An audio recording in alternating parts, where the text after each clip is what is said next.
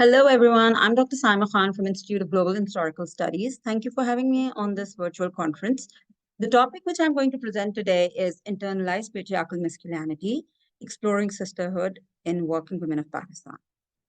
Before I start with my presentation, paper presentation, I would like to set a scene that why I started, how I started this work and why am I reading this paper.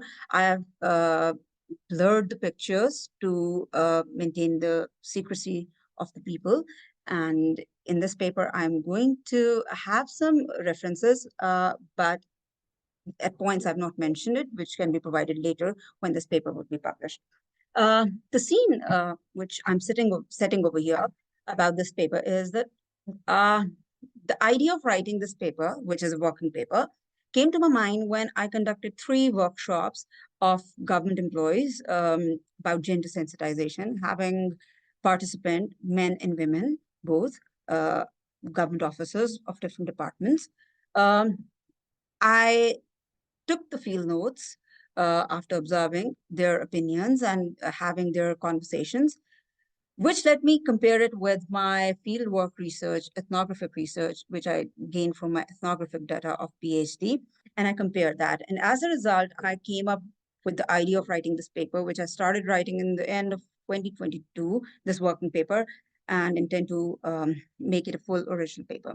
Now, setting the scene further, we know that within government offices, the way women work, it's basically men-oriented setup of men-oriented workplace, and there are very few women working there. And if women are working there, then they have to adjust themselves to incorporate themselves within that system. Now, looking at this whole setup, I would like to draw attention on a few of the field notes which I took. The first is women do not have problems such as they just pretend to have the issues because they do not want to come out of these. Women like me are also working. They should come out of their shells instead of always blaming men. Although I agree men create problems. Now, this is a statement which I got from a woman working as a government officer at finance department, where she is recognizing that they face patriarchal problems, yet she is not recognizing the issues of other women. Similarly, when in one of the in-depth interviews from my PhD fieldwork, I got this verbatim that men form patriarchal rules, but it is we, the women, who implement these rules every day and in every aspect of our lives. The names are changed here of my interlocutors so that I can maintain their secrecy. Now, the focus of my paper is that patriarchy is not merely restricted to men. It gives rise to toxic masculinity, and it means that it extends to women as well. Some women, by internalizing patriarchal masculinity, deprive other women with more feminine qualities of their rights, and patriarchal masculine ideas about their empowerment versus feminine qualities based on ethics of care. So I'll be comparing these two concepts, masculine femininities or femininities which is based on ethics of care. And then again, the paper is focusing, the overall focus of the paper is applicability of global concept of women empowerment, which is derived from Western feminism and neoliberal development discourses on the society of Pakistan.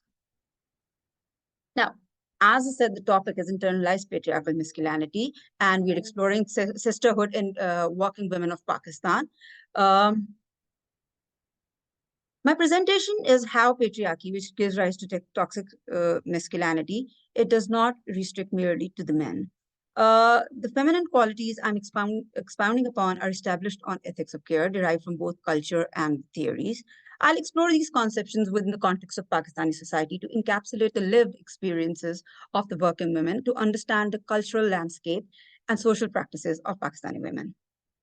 Paper is working in progress and will show applicability of global concepts of women empowerment derived from the Western feminism and neoliberal development discourses, as I just mentioned. Now, when I established global narrative, about women empowerment, we see that Western feminist debates draw upon the concept of sisterhood, where women understand the needs of other women. The new liberal debates and development discourses around women empowerment, like the movement Time Is Now for Solidarity and Sisterhood, consider women as monolithic concept. Global development narratives around women development claim women who achieve a position of authority contest for the powerful position of the women with subjugated status in society. These arguments are based on the concept that women take responsibility for their sisters' human rights. Now, when we are discussing this, it's important to see that how these global are impacting the local. To see this, I will employ the global debates about women empowerment, where women assist other women within the context of post-colonial Pakistan to investigate authoritative position of working women who have internalized patriarchal masculinity to maintain their position. This concept is based on the lived experience of women. The article offers an engagement with the everyday life experiences of working women to comprehend their masculine ideas about their empowerment as a woman. Along with with this, how these women perceive oppression and discrimination faced by the other women with more feminine qualities based on ethics of care. These concepts are rooted in the masculine experience of empowerment. And to understand this phenomena, I draw upon the concept of internalization of masculinity as expounded by Forbes and adoption of patriarchal notion as explicated by Kate Main and some of the women working in public spheres. The methodology which I'm following over here, it has to do with my own reflection on my experience of conducting 3 workshops as a resource person on the topic of gender sensitization for government employees of different departments. It was arranged by one of the trustworthy government institutes of Pakistan in Lahore. These workshops were conducted from December 2021 to November 2022. To further strengthen my study, I drew upon my fieldwork data, which I collected from my PhD research in the years 2017 to early 2020 through the ethnographic methods of conducting in-depth interview and focus group participation. I chose interviews of working women to synchronize my PhD data with the insights which I got from the replies of the women who were participating in the workshop I conducted.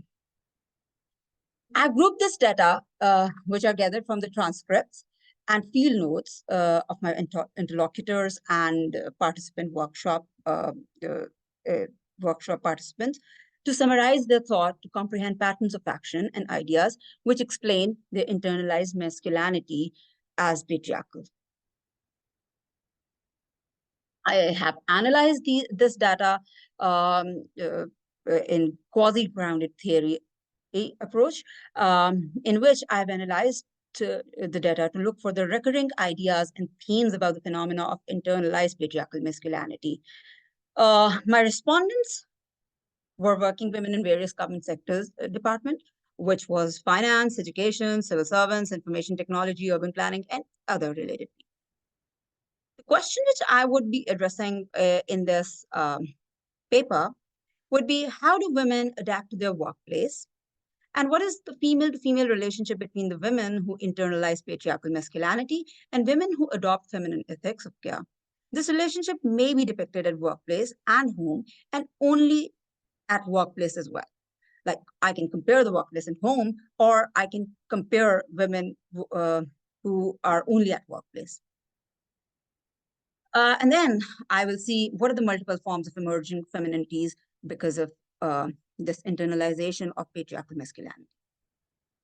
I'm theorizing this whole paper on these 4 concepts. The first is internalization of masculinity, which is basically integration of others' attitudes, values, and standards. And here, when I'm saying others, that is men. And this integration constructs the identity of women. And as a result, women negotiate their identities and they construct more hegemonic and resistant patriarchy, according to Forbes. Then why this internalization of masculinity is done, it is because of the patriarchal bargain, as explained by Kindiyoti. Uh, According to Kindiyoti, patriarchal bargain is basically a coping mechanism, and it's a strategy because of which women increase their security and life options. However, it results that women adjust in a system of patriarchy to maintain their power, which may result in oppression of other women. Then there are patriarchal traits. These patriarchal traits are not restricted to men, and women may equally adopt these patriarchal traits to control other women. And these patriarchal traits are basically generating toxic masculinity. This was proposed by Kate Main in her two books, the one Down Girl and the other Entitled. Uh, Now, why these women internalize masculinity through patriarchal bargain and adopt patriarchal traits? It is to construct their own social capital. And for this, I'll incorporate Bourdieu's theory of social capital, where internalization of masculinity in women is actually to transcend inequality to maintain social relation based on their gender. Now, when I'm talking about femininity over here, I mean femininity as caregiver. And when I'm talking about femininity as caregiver, then I'll be comparing ethics of care, where women are more responsible to give all the roles where they have to provide support and care, versus internalized patriarchal masculinity, where care is taken rather than given. And I've taken three basic standards where I'm measuring this femininity as a caregiver. The first one is time. And when I'm talking about time, then in terms of ethics of care, the time has to be divided between family and the office. And in terms of femininity, the time has to be given properly to both. Not giving time to one means that responsibility is not taken properly. Whereas in case of internalized patriarchal masculinity, the focus is only on for office, mostly. Then this is responsibility. With femininity has multiple responsibilities, whereas if women internalize their patriarchal masculinity, then office is the priority. Then the availability to do the tasks. The feminine women, or based on ethics of care, they have to be available at multiple places to provide their role as a caregiver. Whereas once a woman internalizes patriarchal masculinity, the focus remains on the tasks which are based in public sphere. Now, the study is important because enough of the work is done on men, women and men dynamics as gender at workplace, and even as a gender discourse. However, women-to-women relation needs exploration, particularly within Pakistani context. Because it is not focused, we are not able to see the transformed femininities. These transformed femininities are helping women to control over their life through combination of internalized masculinity and selective femininities. They're challenging, these women are challenging the culture, yet they're adopting the culture. In terms of women-to-women relationship, it is acknowledged that masculine and feminine role carry with them notions on inequity. So the masculine role is more powerful and feminine role is less powerful. And adopting internalized masculine femininity or internalizing patriarchal masculinity means that they'll gain power position. Moreover, these women are doing it unconsciously, and it is resulting in oppression of women as a group. This is resulting in multiple kinds of dichotomies, which I observed in my data as well. For instance, one of my interlocutors, she said, again, I've changed the name for the purpose of security. She said, after reaching home, we do not have enough time for house chores. It is responsibility of women at our home to fulfill their responsibilities, where we are providing finances and facility of a house help maid. So this comment was very similar to what generally I heard from male members, or generally whatever is expected from the women who stay at home. I couldn't find any difference between what men were talking about, women who are staying at home, or the women who internalize masculinity.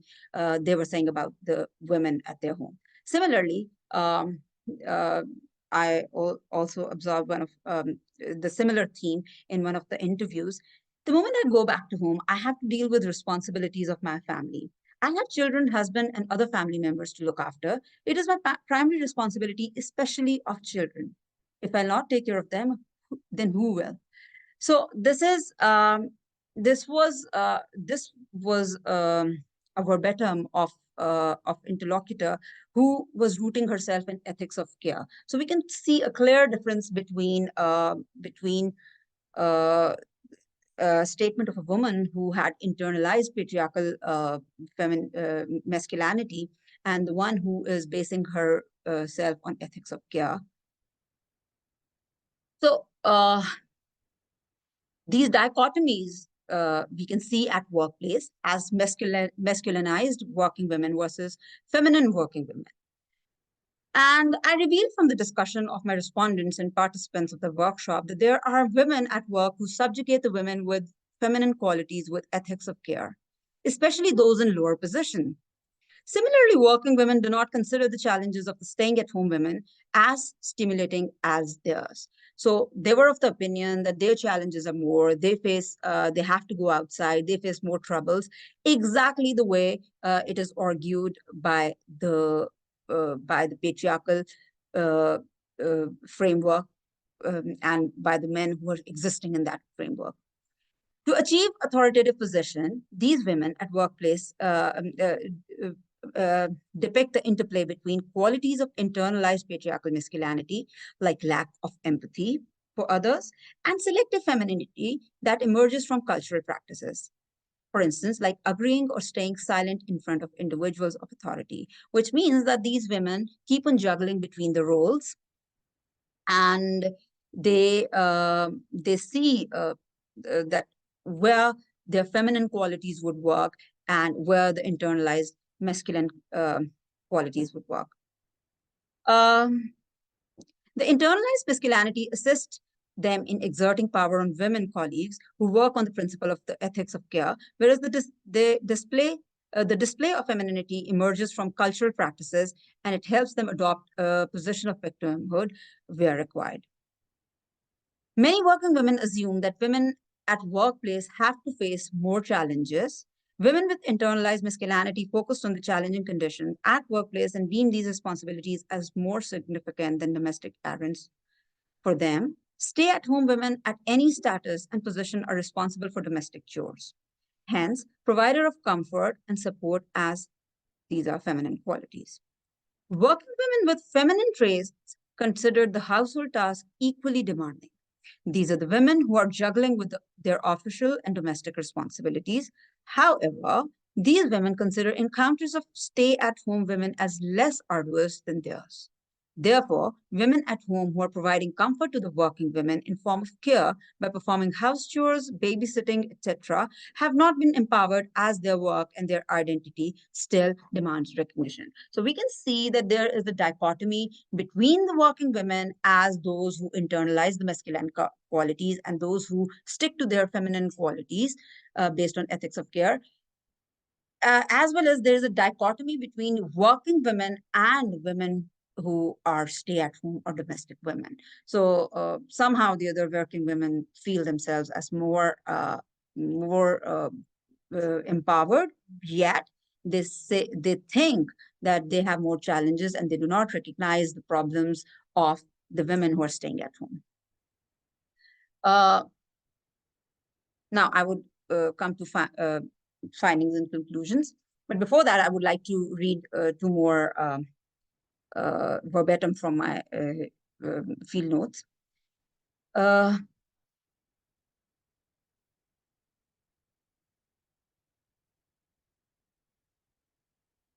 We support women, but they have to understand that they have to come out of their problems themselves. So, in such kind of statements, these were the statements which I received multiple times. So, in such kind of statement, the women who are empowered or they're working, or those who have internalized patriarchal masculinity, they see themselves as savior for the women who are staying at home or who have feminine qualities of ethics of care and working at any workplace. Uh, Similarly, they also say that if we'll not save women, then who will? So they feel themselves responsible as saviors. Now, uh, the, the findings and conclusions are that femininities are transforming in Pakistan. So there's no monolithic concept of femininities. There are multiple concepts of femininities.